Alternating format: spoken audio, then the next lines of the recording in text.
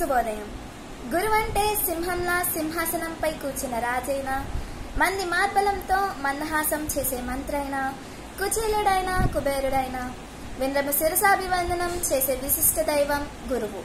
అనువనువు స్ఫూర్తి నింపేవాళ్ళు, సేవా తత్పరత సంస్కారం అలవర్చేవాళ్ళు, నైతిక విలువల విత్తుల్ని వెదజల్లేవాళ్ళు, జీవిత సత్యాన్ని ఆవిష్కరించేవాళ్ళు, బ్రతుకు విలువ మెతుకు విలువ తెలియచెప్పేవాళ్ళు ఎప్పటికీ గురువులే సుమ.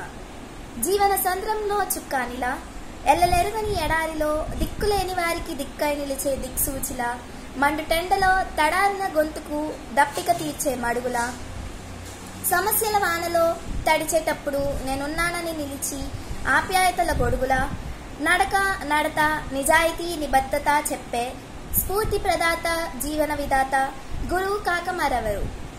అక్షర జ్ఞానం ఇంగిత జ్ఞానం లోక జ్ఞానం అందించే గురుదేవులకు శిరసాభివందనాలు, పాదాభివందనాలు.